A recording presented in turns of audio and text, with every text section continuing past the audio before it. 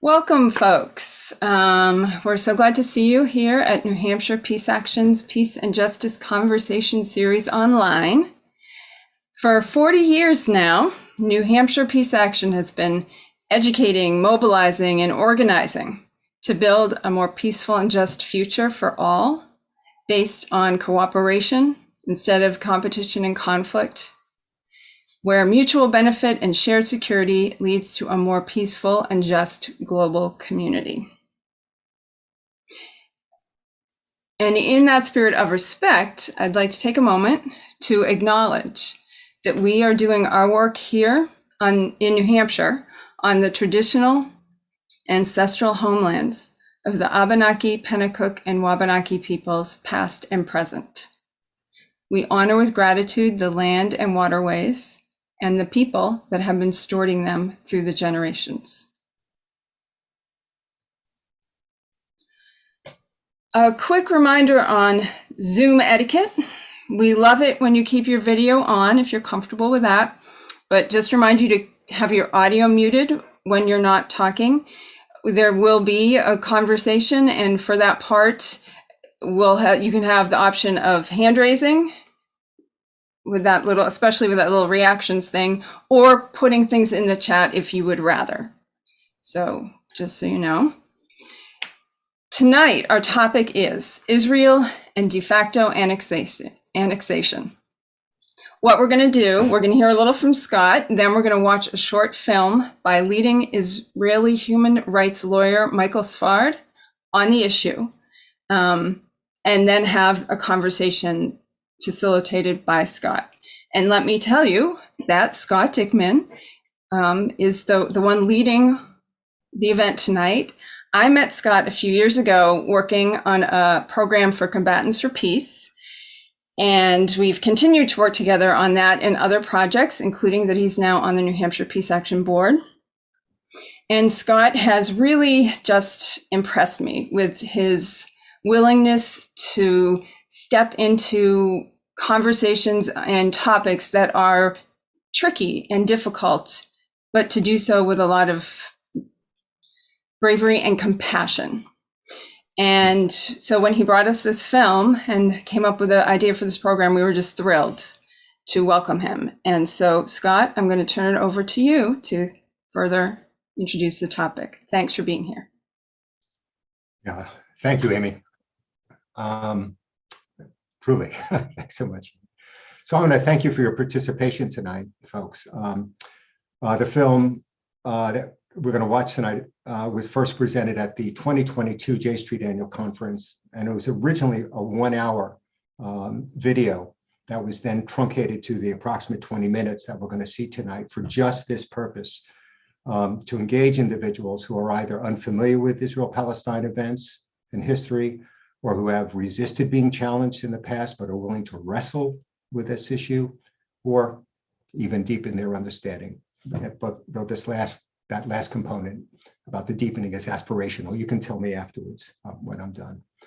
You know, the bottom line, though, is that many countries, the United Nations, the European Union, have dismissed the Israeli position that they are not occupied. And the rationale that Israel has proffered, is effectively based on dubious legal grounds. So what brought me to this topic, was quite frankly the question: what legal arguments has Israel adhered to? And I was really, truly unfamiliar with them. So that's what we're going to, look at tonight, and some of the, the relevant and salient history surrounding this issue.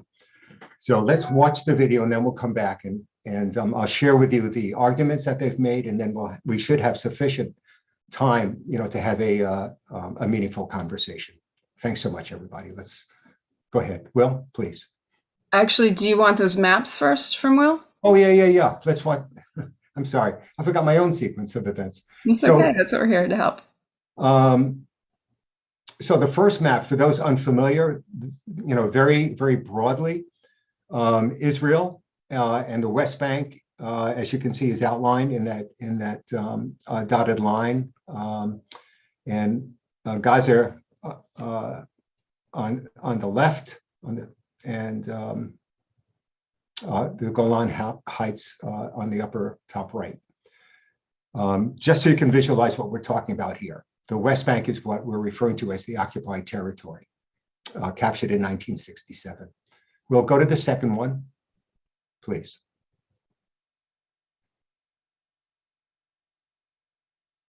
Nope. Yeah, there you go. So this is a more granular map, and we've opened up the West Bank, that same configuration surrounded by the dotted line, which is effectively the current border surrounding the West Bank.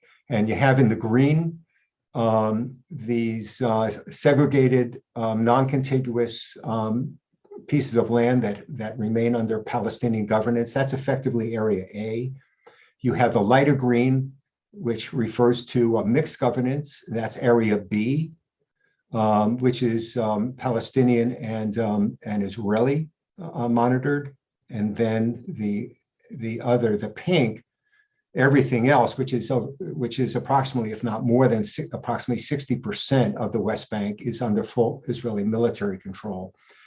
And just very quickly, all of the Israeli settlements are being constructed in the pink area, in Area C, and that's where the lion's share of the Israeli settlers, are situated. So you have that visual. Now let's proceed to the video, and obviously we could go back to this if there are questions, but let's watch the video. Thank you, Will.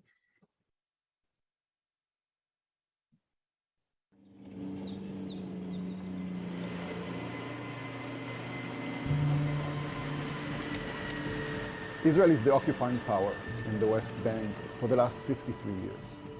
It does not engage with these territories only as an occupying power. In fact, it treats those territories and the people that it inhabits as a sovereign. It changed in the last 50 years the territory considerably.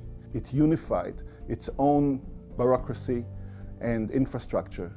It aspires to make facts clear.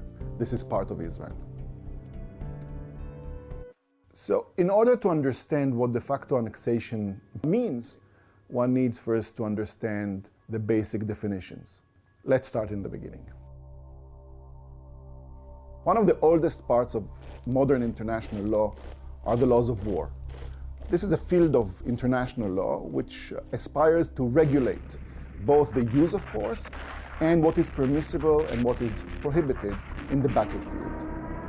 In the battlefield, many things can happen, and one of them is that a military force finds itself, let's take the passive tone, in effective control over a land, an area that is not its sovereign territory.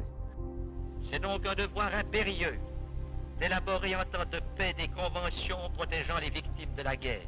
International law does not designate occupation as something that is illegal. It acknowledges that occupations happen in times of war, and it desires to regulate it and also to push the parties into ending the occupation. The international community made it clear that force is not permissible in international relations except in self-defense. In order to stabilize it and anchor it and cement it, the idea that annexation cannot be done without the consent of the other party was laid down. So international laws of occupation have probably major three underlying principles. The first principle is that the occupying power is not sovereign. It has powers to manage the occupied territory and the civil life within it, but it is not a sovereign. And from that stems another principle. That's the principle of conservation. The occupying power must retain the territory as much as possible the way it found it. It should not make long-term decisions for that territory. It should not change the demography of the territory. It should not make significant changes in the occupied territory. The third principle, and probably the most important one, is that an occupation is a kind of trusteeship where the beneficiaries are the occupied people.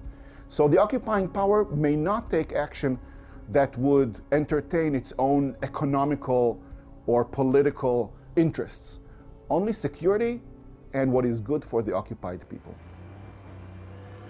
The prohibition on annexation of land that was acquired by force, occupied territory and the like, is a principle that the international community has managed to keep in the last 70 years since the end of the Second World War. When it comes to this principle, the international community was quite persistent in not allowing annexation by force. This will not stand. This will not stand, this aggression against Kuwait. Officially, formally, Israel has accepted the international principle. The late Israeli foreign minister, Abba Eban, has laid down the Israeli policy towards the newly conquered lands, that Israel will respect the ceasefire agreements between itself and its neighbors until they are replaced, this is his words, with peace agreements with the different neighbors. That was understood as a promise, a commitment made by Israel to respect international law. While Israel was presenting these words, which the international community loved, its deeds were completely different. And on ground, what Israel has done was to do everything it possibly can to put facts on the ground and to implant the new organ, this West Bank, into the Israeli body. De facto annexation is not a legal term. It's more a political description of a reality. Exposing de facto annexation is a bit tricky because the occupying power does not admit that it annexes the territory. So there are all kinds of ways to do this. I chose 4 clusters of policies and practices that Israel has applied to the West Bank to show to you, to prove to you that it is engaging in de facto annexation. One is demographic engineering. Demographic engineering is policies and practices aimed at changing the demographic composition of a territory. One of the only prohibitions under international laws of occupation, which knows no exception, is the prohibition on establishing settlements, on transferring parts of your own population into the occupied territory.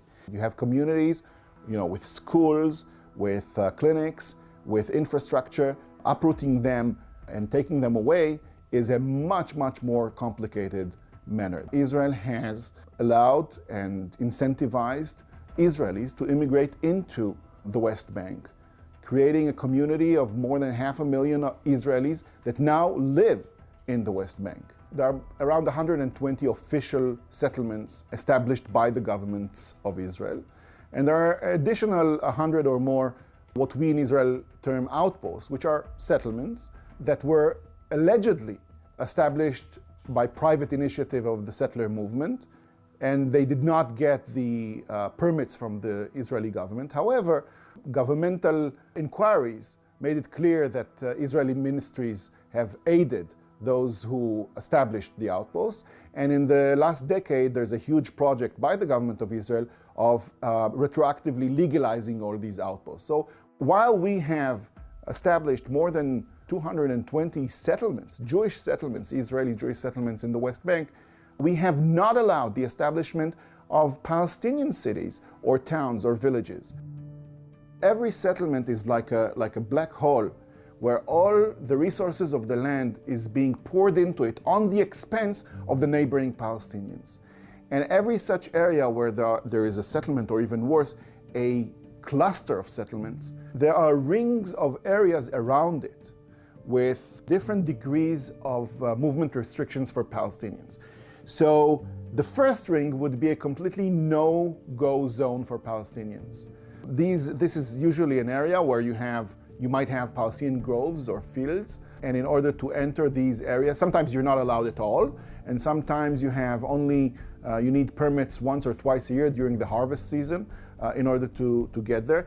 And many Palestinians, when they do get into this ring that is close to the settlement, where their fields are there, they find that someone has already harvested their produce. Agricultural land is being trespassed into, grabbed, and robbed.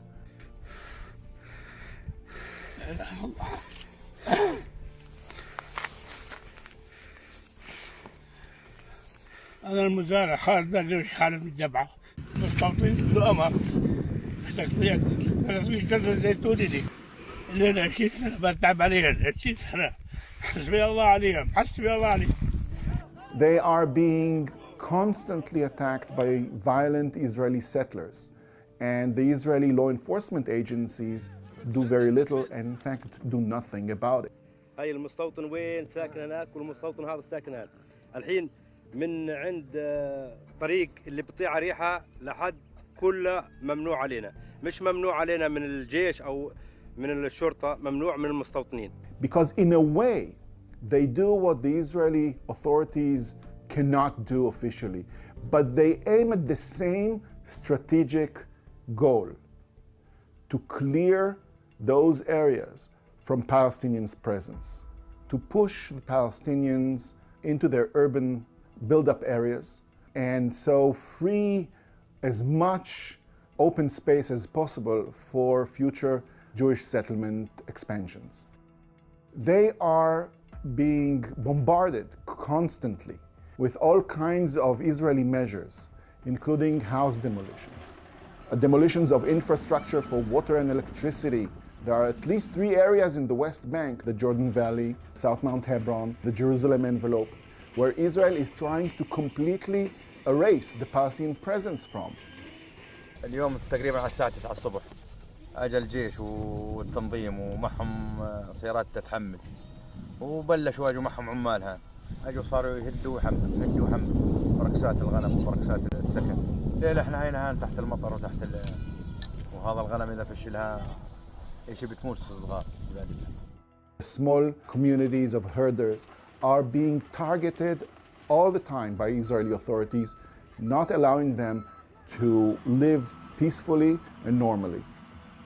Israel also has been revoking Palestinian residency for those who leave the territory for several years. A Palestinian who lives in East Jerusalem, who wants to go to America to study medicine and then work for several years, is taking a risk that he will not have the status that will allow him to come back.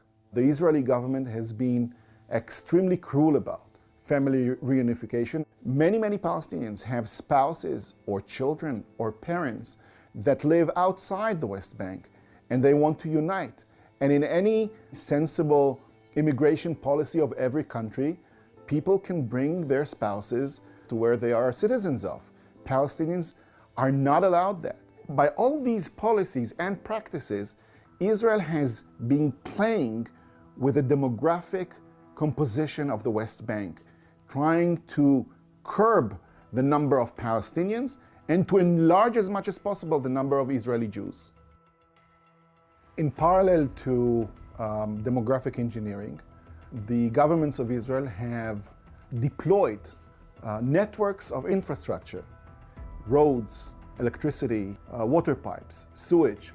All of these have been stretched over the West Bank like veins and arteries, again to implant this organ, the West Bank, in the Israeli body. And all these roads put together create one continuous space between Israel and the settlements. These roads service Israelis only. Take, for example, Road 443. If you go there, you will not see even one Palestinian car, because even if a Palestinian can reach that road, and they would need a helicopter because all the access to the road from Palestinian villages are blocked by concrete cubes, even if they reach there, they have nowhere to go with this road because it leads nowhere for them. Because we have people that are citizens of the State of Israel living in that territory, we need to service them over there. We need to supply them with means to come to Israel and go back to their homes at night. We need to provide them with education system and health system and service. Throughout the years, the Israeli governmental institutions and authorities have become intertwined in the governing of the occupied West Bank. While Israel has not applied its laws territorially on the West Bank, it did use several legal mechanisms in order to apply its laws on Israelis when they are in the West Bank. One such mechanism was that Israel has applied its administrative law, the laws that govern public institutions like the education system and the health system and things like that, on the settlements. And so creating what is termed as the enclave law, which are enclaves of Israeli administrative law within the West Bank. Let's take, for example, this story with the institution that calls itself Ariel University. It was an academic institution that was regulated by the Military Higher Education Council.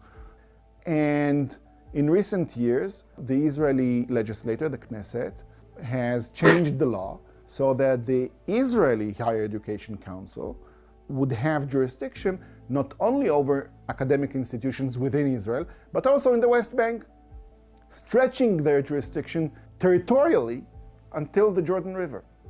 Now, those who objected it were confronted with the argument, what do you want? We have Israeli civilians living there. We have to provide them with service. But this is exactly why international law prohibits creation of settlements, of citizens from the occupying power in the occupied territory. Because with these citizens come all the bureaucracy and all the rights and all the services that a modern state provides its citizens.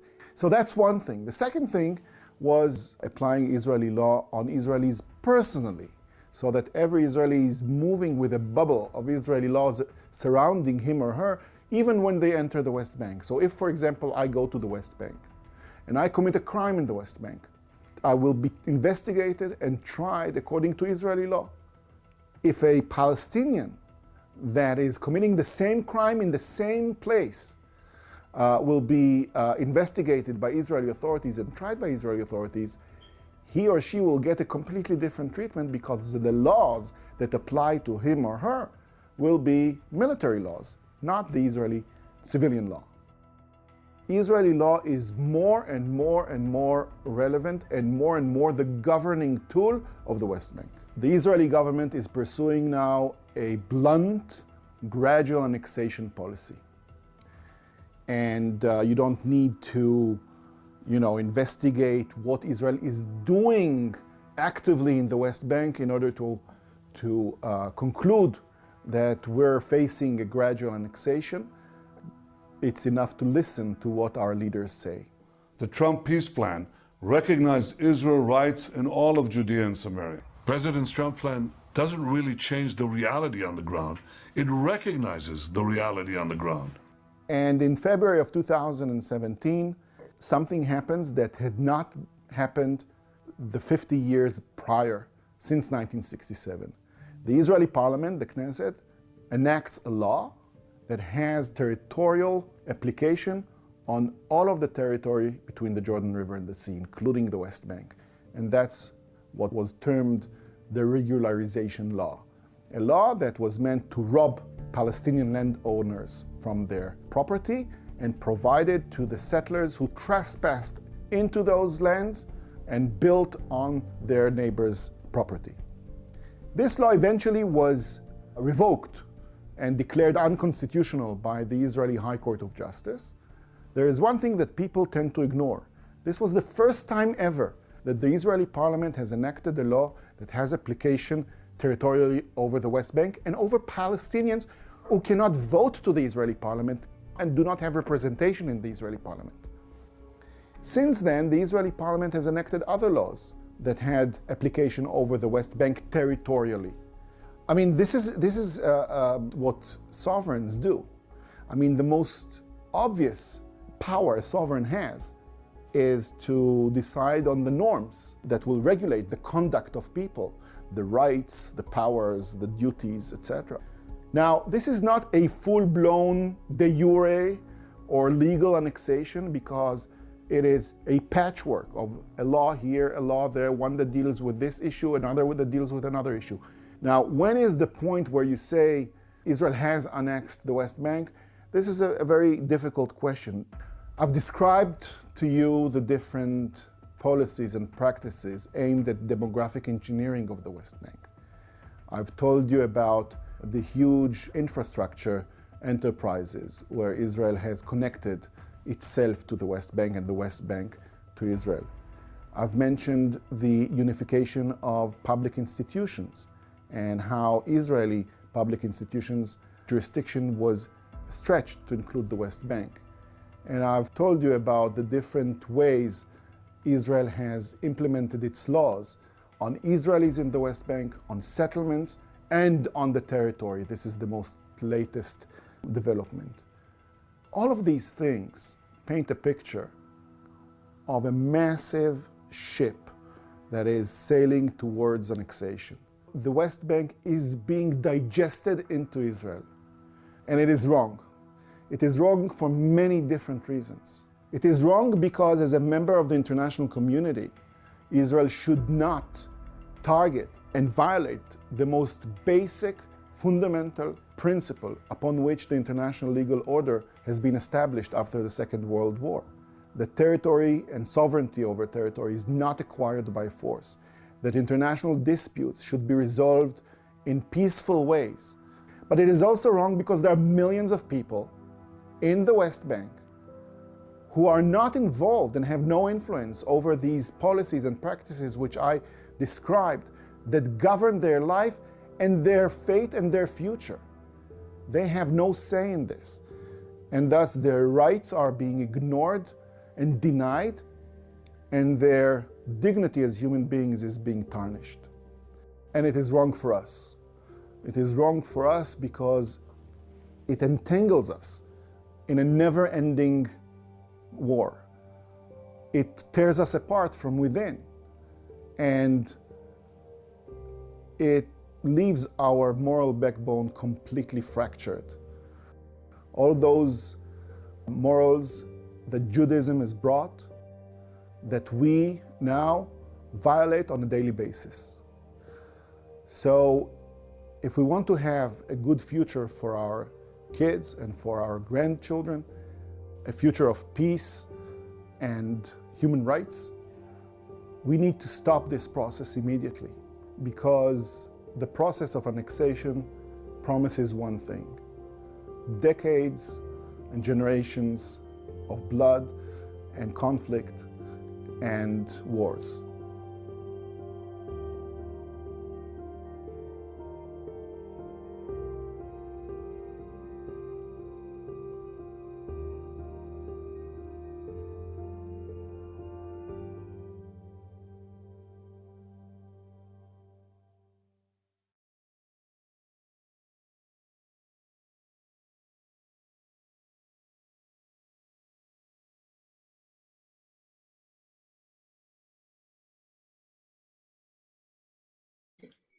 Scott, you're muted.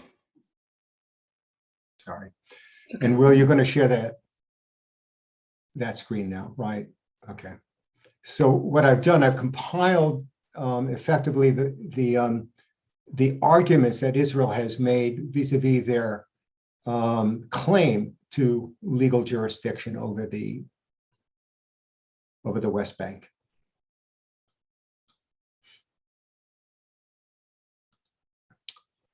And so let me just dive right into this. Firstly, the Jerusalem Center for Public Affairs and all of the Israeli government websites and the attendant pro-Israel organizations that support the view that the territories are not occupied argue that the use of the term occupied in relation to Israel's control of the areas has no basis in international law, that it prejudges the outcome of negotiations, and that's why they regard the territories as disputed based on the following legal arguments. Firstly, that no borders have been established or recognized by the parties, and the 1949 armistice lines did not establish permanent or de jure borders. Two, in line with the above, the Israeli government has maintained that the territories cannot be called occupied as no nation had clear rights to them, and there was no operative diplomatic arrangement when Israel acquired them after the 1967 war. Thirdly, that territories are only occupied if they are captured in war from an established and recognized sovereign state, but no formal state had legitimate or recognized sovereignty over the West Bank at that time. And just a little backdrop here: the West Bank had been earmarked by the UN General Assembly. It was Resolution 181 in 1947 for the purposes of an independent Arab state alongside a Jewish state. However, during the 1948 war, Jordan's army, the Arab Legion, took control and ultimately annexed that area that was, and the only states in the United Nations that actually recognized that annexation, interestingly, was the U.S. State Department in Britain. And then after the 1967 war, the Palestinians there remained Jordanian citizens until Jordan renounced claims to the West Bank in 1988. And hence, again, this buttresses the Israeli argument, that the area retains questionable sovereignty per se. Next, the Fourth Geneva Convention is not applicable to the West Bank and the Gaza Strip since, under Article 2, it pertains only to cases of occupation of the territory, of any territory, of a high contracting party, which means these are high contracting parties are states that are actually signatories of the Geneva Conventions. And since the West Bank and Gaza Strip had never been the legal territories of any high contracting party, the Fourth Geneva Convention and Article 2 specifically does not carry any weight. Further, even if the Fourth Geneva Convention had applied at one point, it no longer applied once Israel transferred governmental powers to the Palestinian Authority in accordance with the 1993 Oslo Accords. Since Article 6 of the Convention states that the occupying power would only be bound to the terms to the extent that such power exercises the functions of government in such territory.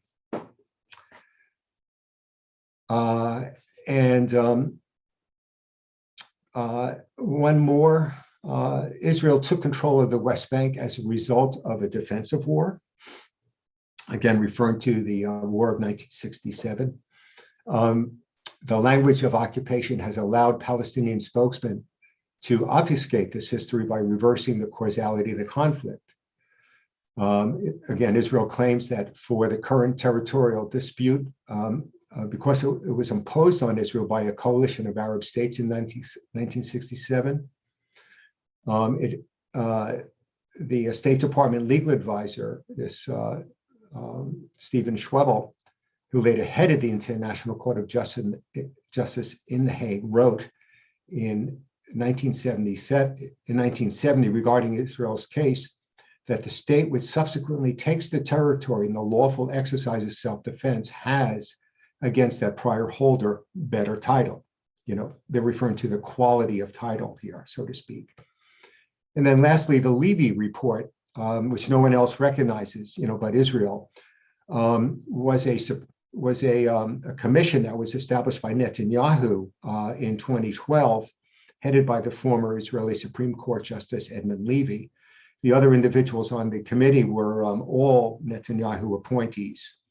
And this commission determined that after Israel regained the territories that Jordan had illegally occupied from 1948 to 1967, this restored the legal status of the territory to their original status. In other words, as territory designated to serve as the national home of the Jewish people. And, a side note here that two side notes. Number one, that that issue plays directly into the argument that held by the Jewish religious zealots on the right, that effectively, the heck with the Geneva Convention or whatever else, God gave us this land, and so, it's ours, and that's effectively the bottom line. But more importantly, I would posit that in recent years, as pressure for the Israeli accountability increased in regard to these, very questionable arguments that they've made, and effectively the folly of defending this logic, losing such traction in the eyes of increasingly sensitized world bodies and individuals around the world. I believe this is why Israel and ardent pro-Zionists have engineered the argument that anti-occupation equates to anti-Zionism and therefore equates to anti-Semitism. Because we're really only hearing about these with any sort of depth and vigor, these last few years, and it's within these same years, that the questionableness of Israeli arguments that I've tried to reiterate for you has really lost, any meaningful defensibility. So I'm going to close on that. At this point, I'm going to take questions. We have about 20 minutes. Please, either in the chat, which Amy has agreed to monitor for me, or if you want to raise your hands, please.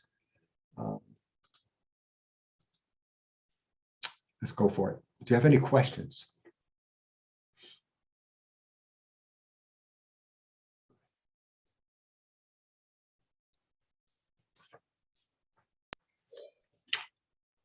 There's nothing in the chat yet, but a hand has gone up. Go ahead, Scott. And I don't see it, but please. okay. Robert. No, you're muted, Robert. Oh, there you are.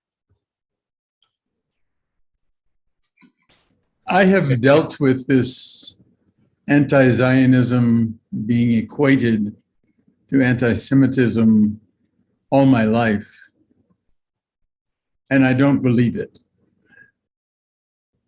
The claim of the Jewish people to Palestine reminds me very much of the claim that I could make as an Acadian to the property of Eastern Canada. And the difference is that I know actually where my ancestors in Eastern Canada owned their property before it was taken from them by the British Empire. And I've actually walked there and had this amusing fantasy of knocking on the door and telling the person living in the house that I would like the property back. But I realize it's a fantasy.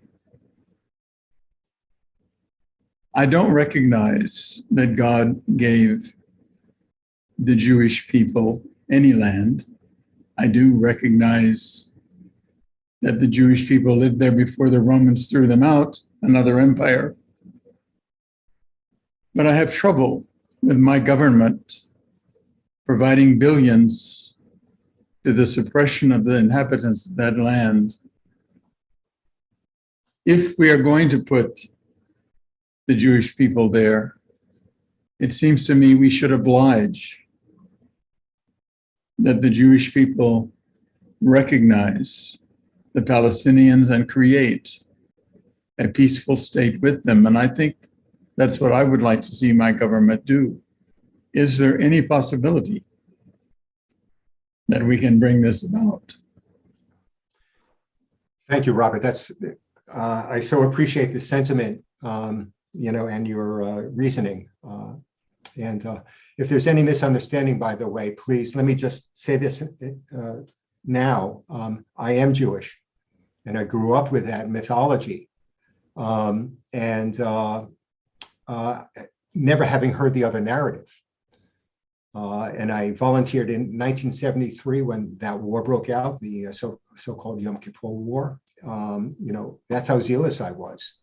And it took me a long time to unlearn, the narrative that we grew up with, and has been spoon-fed, to the American public and the world. And more people are learning that. But in a very practical vein, Robert, I respect everything that you've said, but in particular, I'm struck by your last point about what can we do. And for that very reason, I belong to J Street. I'm very active with J Street now. And J Street was founded by Jews that had nowhere to go. There was no, if you will, bureaucratic mechanism for us to express our concern, our humanitarian and concern and the social justice issues, and take Israel to task. J Street has been extremely effective in going to Congress and making it clear that the pro-Israeli position is not the only one out there, and indeed it's declining.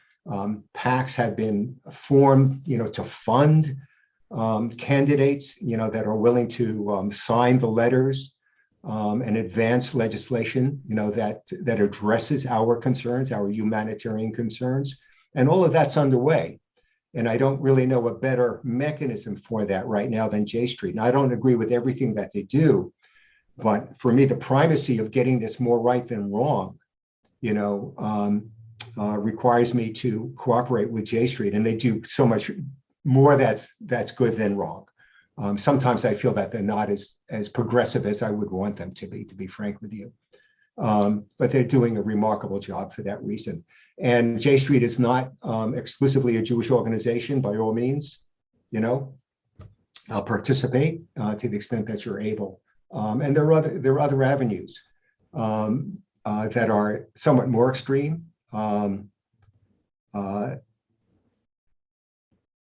Jewish Voices for Peace, for instance, basically wishes to, is an organization dedicated to actually the dismantling of a Zionist state, and creating effectively a binational state, one man, one vote. But when I've taken that notion, to Jewish audiences, that's where I lose them. And so I have begun to recognize that this is somewhat of a more linear process, that we have to first explain why this is immoral and work our way towards, a deeper understanding, which is why, we're, presenting this film tonight and the backdrop. By all means, do the additional reading, but it would be a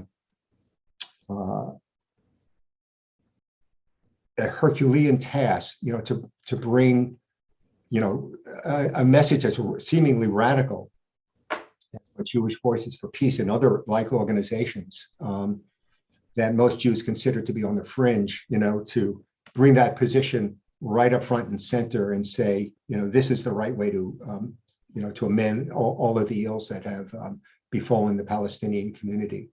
So I just can't bring myself to do it. Evolution, not revolution, I suppose, and I've adopted patience. Anybody else, please? I honestly, I welcome any and all questions. There are questions in the chat, Scott, that why don't I, without noting hands up, why don't we go to those for a bit? Okay, this one is very connected, and so why don't I start there? Our senators and representatives know the horrors of what is being done to the Palestinian people.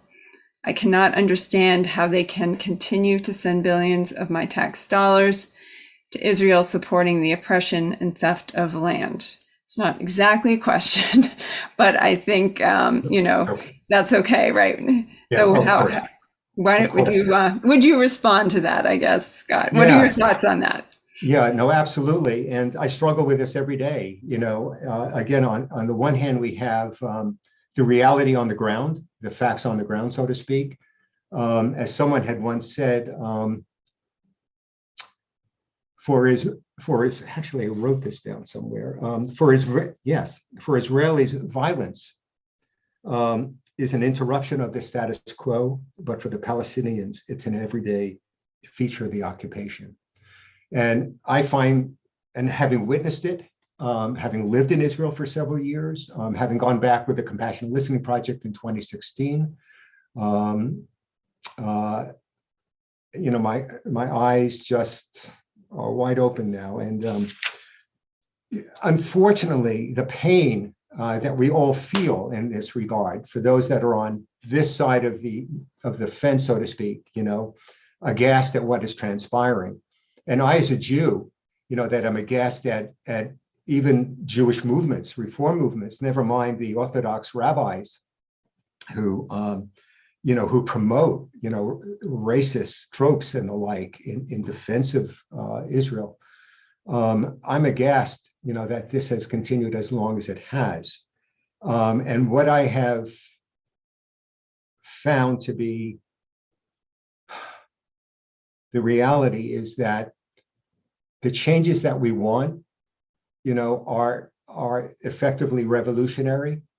And in talking even to Rick Jacobs, the president of Reform Judaism, the largest Jewish movement in the country, Reform Judaism, when I asked him, why is there nothing on your website about the occupation? Literally nothing about the occupation, no position paper. And he turned to me and said, oh, no, there really is. And I said, but Rick, there really is nothing there. And he paused, he looked at me and said, put his hand on my shoulder and said, Scott, it's so complicated, it's so political. And so the segue here to that question is, in regard to American politics, is that in the context of J Street, I work with Annie Custer's office directly. I'm her liaison with J Street. Another friend of mine, Ken Barnes, is the liaison for Hassan and others. And the bottom line is, what they all say to varying degrees is we have to legislate effectively in such a way as so that we can get elected again, so that we can make these changes, over the longer period. And if any one of them, came out in a too radical way, that they would lose maybe the moderates, and as we know, in regard to the last election, and even the last two national elections in 2016 and 2020, the votes are so close that any loss of seemingly moderate votes can, tip the balance. And so they're making what I will defend as prudent decisions. We're not going to be of any use to J Street if we're going to adopt the most, seemingly radical recommendation that you might make. Halt American aid to Israel, for instance, would be an extremely radical one. I'm opposed to it, but I understand that there are millions of Americans, moderate Jewish Americans, or even in the Christian community, that are vehemently pro-Israel, that any semblance of negating or diminishing that aid to Israel would push them right into the Republican camp. And so reluctantly, I think when I was 2018, I was radical in regard to, revolution is the only answer we have then, but I'm not that anymore. I'm not that person anymore. And I've come to recognize, that evolution is really the key to this, and patience. Even though when I came back from the West Bank in 2016, I turned to a dear friend of mine, Joel Berman, who was on the plane with me. And I said, Joel, I can feel the pulse. I can feel the Palestinian pulse in my hand, and I'll never lose it. And to this day, I can feel it. I can feel it. That's how close this issue is for me. And yet,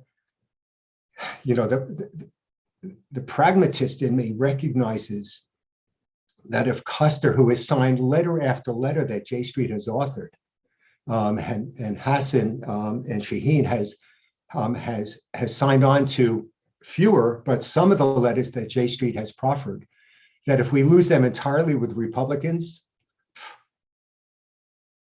the worst outcome is possible. You know, the Netanyahus and others of his ilk. So I hope in a long-winded way, I've tried to address the question as to what can we expect from our politicians. It's going to be incremental, painstakingly incremental for change to happen. So I'll pause there. Any other questions, please? We have just 5 minutes, if I can help. Someone has a hand up. Is it I'm not sure how to say your name. Senna? Senna, yeah. Go ahead. I don't. Oh, hi. Hi. Oh, there we go. The electronic hand. I was looking for a hand. Sorry about that. Yeah. That's all right. Hi.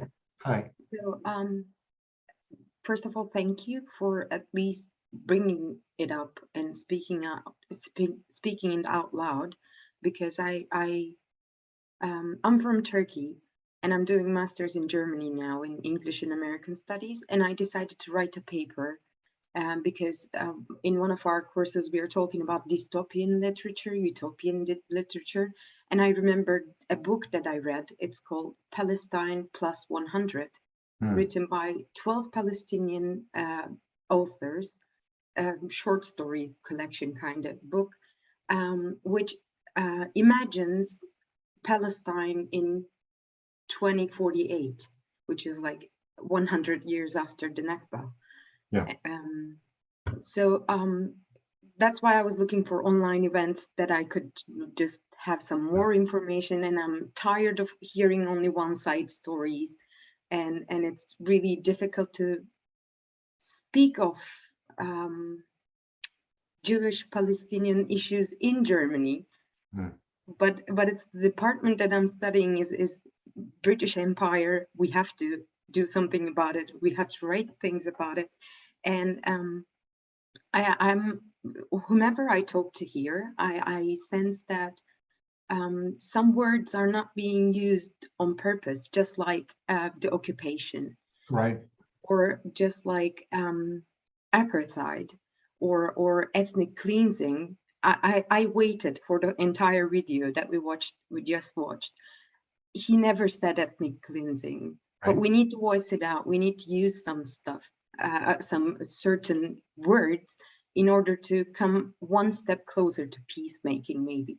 So, because in Turkey, we are still not accepting, our politicians are still not using the word genocide against what happened to Armenians, for instance. Right. And since we don't recognize the word and we don't really name what's going on, then we can't really do something about it, because it doesn't exist on the surface level for anyone unless we name it. Right. So I think it's a great step towards peace to just name certain things, although they are disturbing, although they are inhuman, name them, and then this could seriously become a part of our daily lives. And we should say it out loud to any individuals that we have. Oh yeah, someone wrote in chat that you don't use ethnic cleansing against Native Americans. Right. You don't use the term. So once you start using it, maybe in your daily conversations, maybe name it as early as possible, then there will be, this is not really a question, but I just wanted to ask or get your opinion on how to resolve this language issue that we're having, discourse issue that we're having. Yeah. Because it's everything is like being politically correct is something that we need to deal with regarding social media. I don't have any accounts, but I'm witnessing people attacking each other just for using the terms. We're going to run out of time. Oh, sorry about that. I'm so glad you're addressing this. What can we do about the language part? Yeah. So let me just address that, please. But thank you so very much. It's so important that you articulated that, truly. Thank you. I think about it all the time. And Human Rights Watch and other organizations have come out and declared that the situation in the West Bank, is akin to or even identical to apartheid. And if we say that to most mainstream Jews, they shut down. And so again, and I'm surprised to even hear myself say this, but it's the pragmatist that I've become. I'm leading a group within my own synagogue now of Jews, of course, about a discussion about Israel Palestine, and I cannot yet use a term like that, particularly genocide, having lived through the Holocaust or lost family in the Holocaust, which, to my ear doesn't. I don't wish to discredit, the relevance of the term, but if I wish to have that conversation, I just cannot go there, And so, we've been meeting for months now, month after month, gaining sensitivity for what the Palestinians are experiencing, and the positions are beginning to shift, and opening, and to my ear, as relevant as the concern you have about the relevancy of language per se, there's a context in which all of this has to unfurl. And we, at times, it's sort of like age appropriate in a manner of speaking. And this is a sort of a context appropriate discussion that we just can't have. But maybe a year from now, I'm going to be able to address this group in such a way. What have we learned? And these terms are out there. Do you feel differently about them? I'm sensitive to the clock. Can I close with just one statement, please? For precisely that reason, and I wish we could have a more extended conversation, Sina. I hope I'm pronouncing that right. I apologize if not. But there's an old adage, and that comes from compassionate listening, and actually it's I think more accurately attributed to the Quaker movement, where compassionate listening grew out of, and it's that an enemy is someone whose story you have not heard. An enemy is someone whose story you have not heard. So I'm going to say something very radical now. Because I meet them also all the time, whether they're Palestinians or peace activists that are frankly virulently anti-Israel and certainly anti-occupation. So I'd like to close on this too. In that same context, an enemy is someone whose story you have not heard. We have to remember the centuries of Jewish anti-Semitism and bigotry that surrounded them for hundreds and hundreds of years. And the creation of Israel grew out of the pogroms and the experiences in the old world,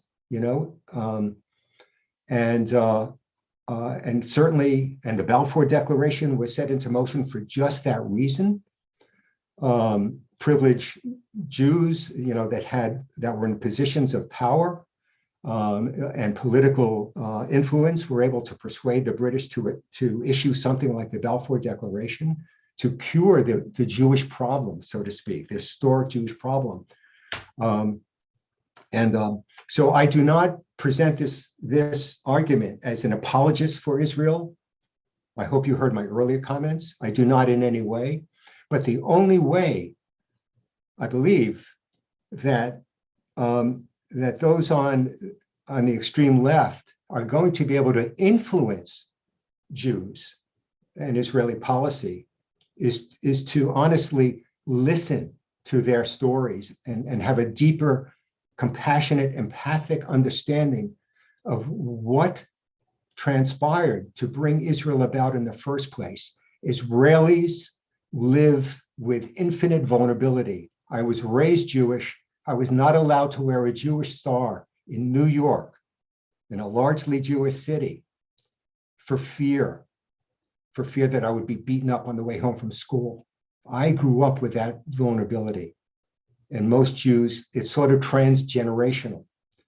So I would say that to those on the extreme left that have no tolerance whatsoever, for Israel. I'm not, again, an apologist for them. I abhor everything that has transpired, but they have to listen more deeply and empathically to how this situation came about. And I'm done.